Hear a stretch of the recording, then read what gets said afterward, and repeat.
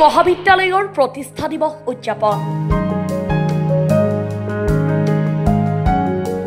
প্ৰাক্তন অধ্যক্ষ বিনয় চন্দ্ৰ বৰ্মন সোঁৱৰণী বক্তৃতা অনুষ্ঠান।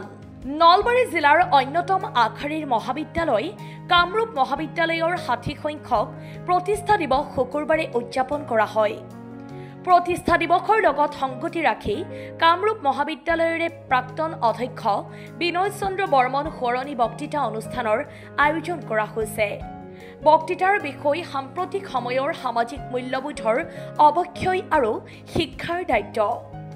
মহাবিদ্যালয়ৰ প্ৰশাসনীয় সমিতিৰ সভাপতি ডক্টৰ ভৱেন পাঠকৰ সভাপতিত্বত অনুষ্ঠিত হোৱা বক্তৃতা অনুষ্ঠানত নিৰ্দিষ্ট বক্তা হিচাপে উপস্থিত থাকে বিশিষ্ট শিক্ষাবিদ, লেখক, অসম শিশু সাহিত্য ন্যাসৰ সচিব, বিশিষ্ট শিশু সাহিত্যিক ঋষিকেশ গোস্বামী, আমন্ত্ৰিত অতিথি হিচাপে north east cancer hospital and research চেণ্টাৰৰ সঞ্চালক সমাজ সেৱক গণেশ তামুলীৰ লগতে প্ৰাক্তন অধ্যক্ষ বিনয় চন্দ্ৰ বৰ্মনৰ পৰিয়ালবৰ্গ, মহাবিদ্যালয়ৰ প্ৰাক্তন ছাত্ৰ ছাত্ৰী, মহাবিদ্যালয়খনৰ ভাৰপ্ৰাপ্ত অধ্যক্ষৰ লগতে শিক্ষক শিক্ষয়িত্ৰী, কৰ্মচাৰীবৃন্দ উপস্থিত থাকে। চামতাৰ আজি ৬০ সংখ্যক তেওঁলোকৰ যে ফাউণ্ডেশ্যন ডে, এই ফাউণ্ডেশ্যন ডেত আহিছিলোঁ, তেওঁলোকে নিমন্ত্ৰণ কৰিছিলে। মোৰ লগত ঋষিকেশ গোস্বামী ডাঙৰীয়াও আহিছে। আমি ইয়াত ভাষণ প্ৰদান কৰিলোঁ। বিশেষকৈ মই এই মহাবিদ্যালয়খনৰ উন্নতি সম্পৰ্কে আৰু স্বাস্থ্য সম্পৰ্কে কিছু কথা ল'ৰা ছোৱালীবিলাক মই অৱগত কৰালোঁ যে স্বাস্থ্য নহ'লে যে আমাৰ জীৱনটোৱেই অসম্পূৰ্ণ, সম্পূৰ্ণ নহয়। সেইকাৰণে ল'ৰা ছোৱালীবিলাকে সৰুৰ পৰাই যাতে স্বাস্থ্যৰ প্ৰতি সজাগ হয়, লাইফষ্টাইল মেইনটেইন কৰে আৰু সুস্বাস্থ্যৰ অধিকাৰী হৈ থকাৰ কাৰণে আগন্তুক দিনত যাতে আগুৱাই যায়, সেইটো মই তেওঁলোকক অৱগত কৰাইছোঁ। ভাষণ প্ৰসংগত বিশিষ্ট শিশু সাহিত্যিক ঋষিকেশ গোস্বামীয়ে সাম্প্ৰতিক সময়ৰ সামাজিক মূল্যবোধৰ অৱক্ষয় আৰু শিক্ষাৰ দায়িত্বৰ লগতে ৰাজনৈতিক ক্ষেত্ৰৰ লগত সংগতি ৰাখি গুৰুত্বপূৰ্ণ ভাষণ আগবঢ়ায়। বিনয় চন্দ্ৰ বৰ্মন সোঁৱৰণী বক্তৃতা প্ৰতিযোগিতাত উপস্থিত থাকোঁ ৬০ সংখ্যক প্ৰতিষ্ঠা দিৱস উপলক্ষে। এইখন মহাবিদ্যালয়ে যথেষ্ট সংখ্যক মানৱ সম্পদ ইতিমধ্যে গঢ় দিছে আৰু অদূৰ ভৱিষ্যতে ইয়াৰ পৰা যথেষ্ট সংখ্যক মানৱ সম্পদ গঢ় দিব পাৰিব এখেতসকলে মই আশা কৰোঁ। আৰু মই শিক্ষাৰ সৈতে মূল্যবোধ যদি সম্পন্ন হৈ থাকে, তেতিয়াহ'লে মৰুদ্যানৰ দৰে এখন সমাজ আমি নিৰ্মাণ কৰিব পাৰিম।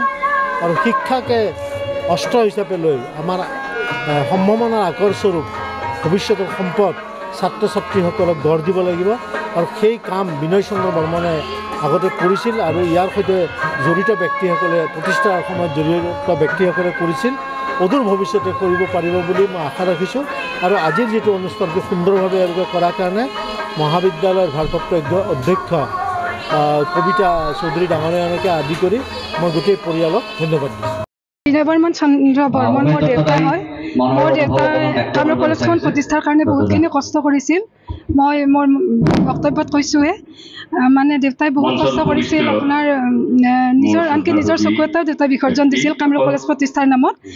আৰু গোটেইখিনি কলেজখন ফুল ফেচেট কৰালৈকে দেউতাৰে গোটেইখিনি অৰিহণা আছে। মই তেওঁৰ ছোৱালী বুলি কোৱা নাই, গোটেই ৰাইজে জানে সেইটো কথা। আৰু আজি প্ৰতিষ্ঠা দিৱসত যিহেতু দেউতা বিনয় চন্দ্ৰ বৰ্মন প্ৰয়াত অধ্যক্ষ মোৰ দেউতাক লৈ এটা বক্তৃতা অনুষ্ঠান পাতিছে আৰু পৰিয়ালৰ তৰফৰ পৰা আমাক মাতিছে। মোৰ বহুত ভাল লাগিছে, মই বহুত গৌৰৱ অনুভৱ কৰিছোঁ দেউতাৰ ছোৱালী হিচাপে দেউতাক এইখিনি সন্মান দিয়াৰ কাৰণে।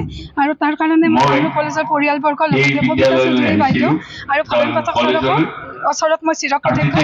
ফাদাৰ-ইন-ল' এইখিনিত যি অৰিহণা আছে চামৰা ৰাইজে জানে, গোটেই সকলো পশ্চিম নলবাৰী ৰাইজে জানে কলেজখন প্ৰতিষ্ঠাৰ ক্ষেত্ৰত তেখেতৰ কি কি অৰিহণা আছে।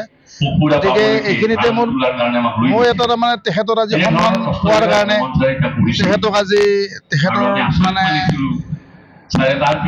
প্ৰতিষ্ঠাৰ ক্ষেত্ৰত যিটো তাৰমানে আজি সন্মান কৰ্তব্য ৰাখিছে, সকলোৱে যি বক্তাবিলাকে যি তেখেতৰ গুণানুকীৰ্তন কৰিছে, সৌভাগ্য বুলি মই নিজকে আনন্দ প্ৰকাশ কৰিছোঁ। বেলখৰৰ পৰা শ্বাহজাহান আলীৰ ৰিপৰ্ট, অসম টাইম।